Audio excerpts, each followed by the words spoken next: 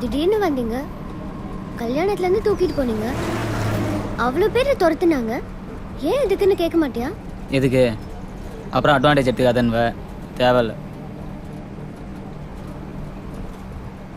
எங்கள் அப்பா யூஎஸில் பெரிய பிஸ்னஸ் மேன். ரீசெண்டாக நடந்த ஒரு ஆக்சிடெண்ட்டில் என் அப்பா அம்மா 2 பேரும் இறந்து போயிட்டாங்க.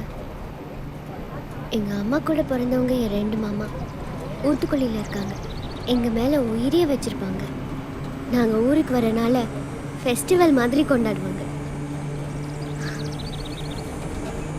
அப்பா இறந்ததுக்கப்புறம் அவங்க சொத்து என் பேருக்கு வந்துருச்சு. சொத்துக்காக 2 மாமாவும் அவங்கவுங்க பையனுக்கு என்னை கல்யாணம் பண்ணி வைக்கணும்னு நினச்சாங்க. அடப்பாவீங்களா, சொத்துக்காக இப்படி இல்லாமல் பண்ணுவாங்க? மூத்த மாமா கல்யாணத்துக்கே அரேஞ்ச் பண்ணிட்டாரு. அங்கேருந்து தான் நீங்கள் என்னை தூக்கிட்டு வந்தீங்க.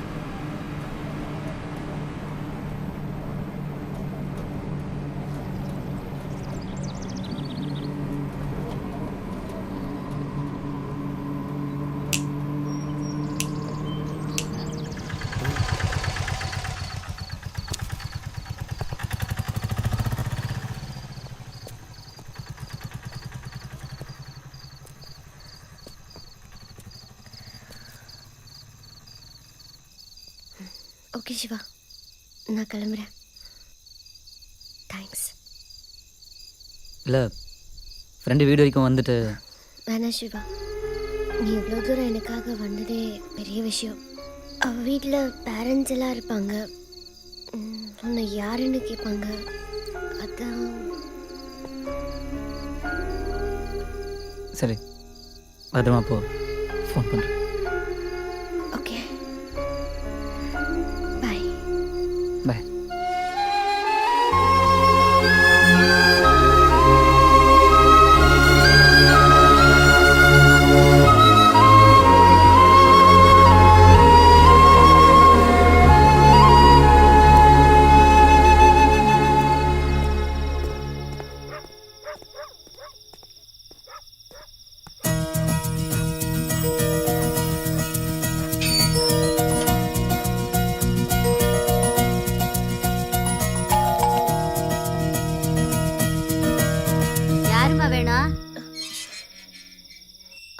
கார்த்திகாவோட ஃப்ரெண்டு ஊர்லேருந்து வந்திருக்கேன். அவங்க ஒரு கல்யாணத்துக்காக திருப்பதிக்கு போயிருக்காங்கம்மா. வரத்துக்கு 4-5 நாள் ஆகும்.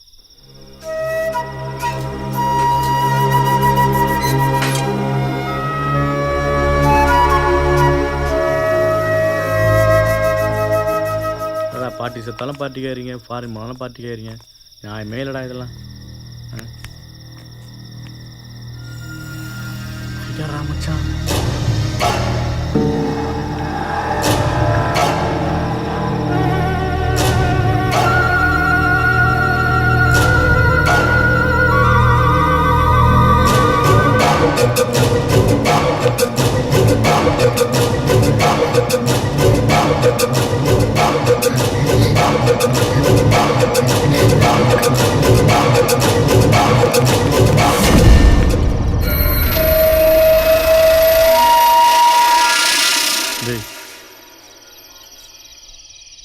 வாங்கடா போலாம்.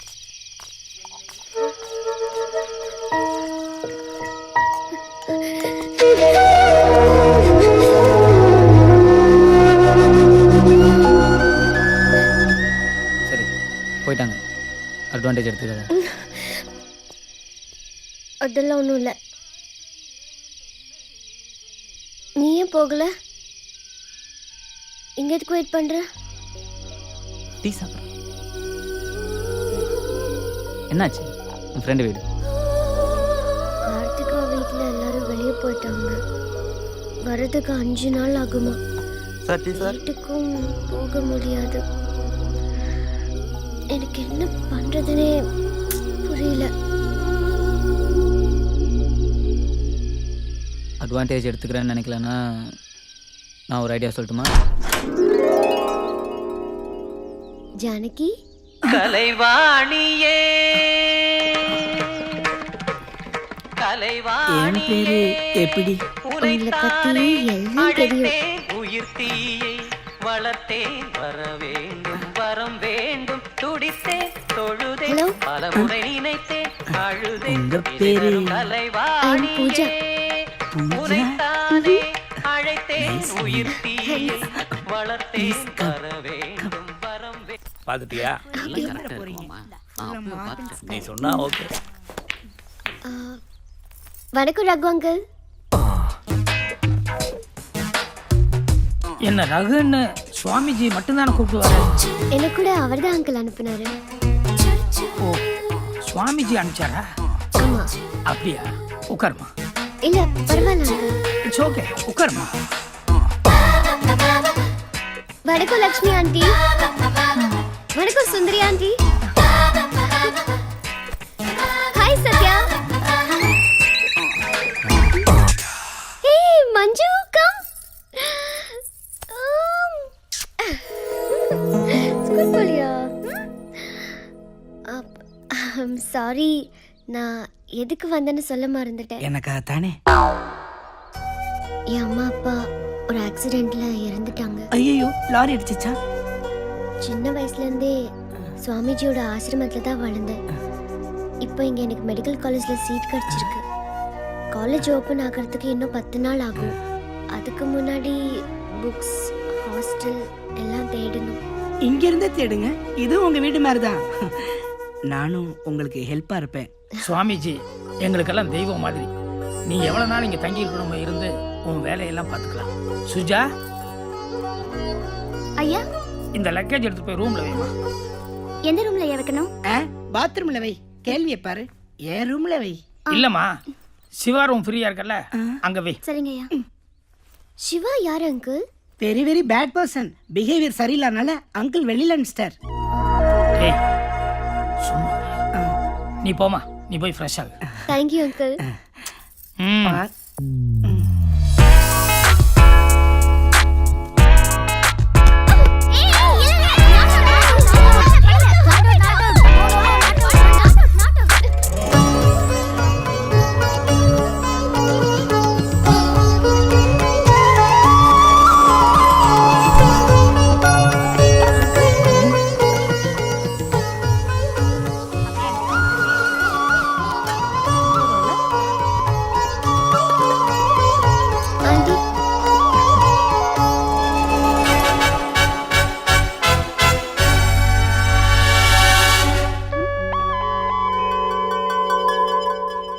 ஆண்டி, அங்கிள் ஏன் இந்த ஷீல்டை பார்த்து டெய்லி பூரிச்சு போறாரு? அவருக்கு நடிப்புன்னா அவ்வளோ ஆசை. காலேஜில் படிக்கும்போது துரியோதன கேரக்டர் நடிச்சதுனால அவருக்கு ஸ்டேட் அவார்டு கிடைச்சது. அது மட்டும் இல்லை, அவரோட ஃபேவரட் ஹீரோ எம்ஜிஆர் கையால் வாங்கினதுனால இன்னும் அதை உயிரை பார்த்துட்டு இருக்காரு.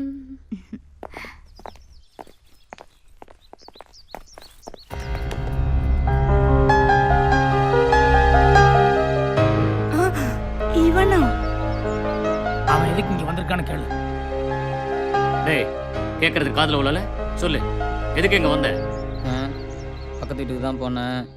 இது உன் வீடு இல்லைப்பா, பக்கத்து வீடு தான் உன் வீடு, அங்கே போன்னு சொன்னாங்க, அதான் இங்கே வந்தேன். அவள் கல்யாணம் மட்டும் ஜாலியாக போயிட்டா, என் மேலே மட்டும் எல்லாம் கோச்சிக்கிறீங்க. பாத்தீங்களா மாமா எவ்வளவு திமிரா பேசுறான்? ஏய், அவ சின்ன பொண்ணு, ஏதோ தெரியாம தப்பு பண்ணிருப்பா. தெரியாமல் பண்ணாளா? தெளிவாக பண்ணா.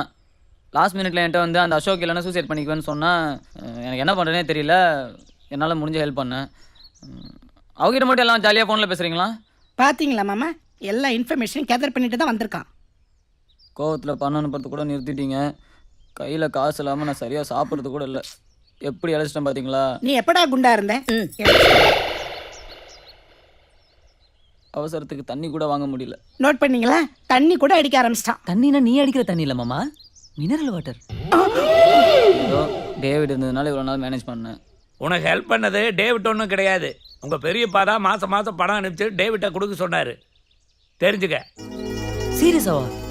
படம் போய் டேவிட் ஏமாத்திட்டேடா. சரி, அதை விடுங்க. உங்களுக்கு ஓகே என்ன சொல்லுங்கள், நான் உள்ளே வரேன். இல்லைன்னா சொல்லுங்கள், நான் அப்படியே போய் எங்கேயா பிளாட்ஃபார்மில் படுத்துக்கிறேன். உனக்கு அதுதான் பெட்டர், போடா. பூஜா, அங்கிள் கொஞ்சம் இப்படி வாமா. சொல்லுங்க அங்கிள். இவன் தான்மா சிவா. ஓ இவனை மன்னிச்சு வீட்டுக்குள்ளே சேர்த்திக்கலாமா? அங்கிள், தப்பாக நினச்சிக்காதீங்க. இது உங்கள் குடும்ப விஷயம். இதில் நான் தலையிடுறது அவ்வளோ நல்லா இருக்காது. அப்படி இல்லைம்மா, நீ சுவாமிஜி ஆசிரமத்தில் அவர் கட்டுப்பாட்டில் வளர்ந்த பொண்ணு. அதனால நீ சொன்னீன்னா அவரே சொன்ன மாதிரி. அதனால தான் சொல்கிறேன். சொல்லு. உண்மையாக சொல்லணும்னா ம். மன்னிக்க கூடாது. Good. ஏன்னா இவர் பண்ணது பெரிய தப்பு. ஆனா பகவத்கீதையில தவறு செய்பவர்களை மறப்போம் மன்னிப்போம்னு சொல்லியிருக்காங்க. இவர் முகத்தை பார்த்தா வெளியே போய் பொழைக்க மாட்டார்னு தோணுது. நிஜம்தான்.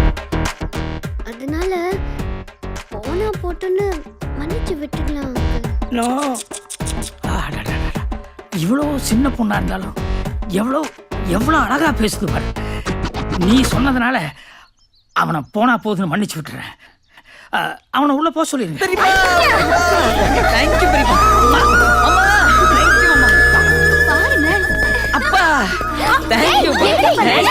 டேய் அப்பா எங்க இருக்க?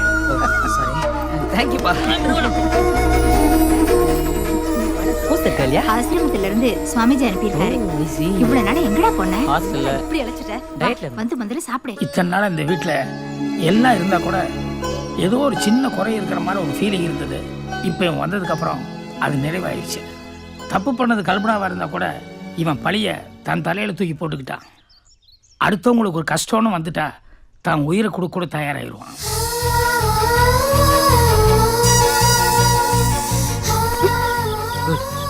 ரொம்ப நேச்சுரலாக ஆக்ட் பண்ணுறேன். இப்படி தான் ஆக்ட் பண்ணணும். இருந்தாலும் நீ கொஞ்சம் கேர்ஃபுல்லாக இருக்கணும். எங்கள் வீட்டில் இருக்கவங்களாம் ரொம்ப ஷார்ப். பின்ன எல்லாரும் உன்ன மாதிரி இருப்பாங்க. இல்ல எல்லாரும் உன்ன மாதிரி ஷார்ப்பா இருக்காங்கன்னு சொன்னேன். Coming to the point. உனக்கு விக்கல் வருமா? விக்கலா? அதான் ஹிக்கப்ஸ். வரும் ஆனா எப்ப வரும்னு தெரியாது. எப்போ நான் வந்துட்டு போட்டோம். உனக்கு என் கூட ஏதாவது பேசணும்னு தோணுச்சுன்னா விக்கல் வர மாதிரி சவுண்ட் கொடு. அதான் நமக்குள்ள இருக்கிற சீக்ரெட் கோட். கடவுளே, இந்த மாதிரி ஐடியாலாம் உனக்கு எங்க இருந்து தான் வருதோ? எனக்கு புகழ்றது பிடிக்காது. புகழ்றேனா? இந்த மாதிரி கேவலமான ஐடியாலாம் உனக்கு எப்படி வருதுன்னு கேக்குறேன். கேவலமா இருக்கா? என் ஃப்ரெண்ட்ஸ்லாம் சூப்பரா இருக்குனாங்க. ஓ, கோட ஊரெல்லாம் சொல்லியாச்சா? அப்புறம் அதுல என்ன சீக்ரெட்? என்ன தண்டபாணி நீ? அதான் சொல்றேன்ல என் பேர் தண்டபாணி இல்லன்னு. எனக்கு என்னவோ அந்த பேரு தான் உனக்கு கரெக்டா இருக்கிற மாதிரி தோணுது. உனக்கு விளையாட்டா போச்சா? ஐடியா தோன்றது அவ்வளோ ஈஸி இல்லை பூஜா. நைட்டெல்லாம் தூங்காமல் யோசித்தேன். ஒரு ஐடியா லைஃபையே மாற்றிடும் தெரியுமா? மைண்டில் ஃபிக்ஸ் பண்ணிக்கோ, மறந்துடாத. விக்கல்.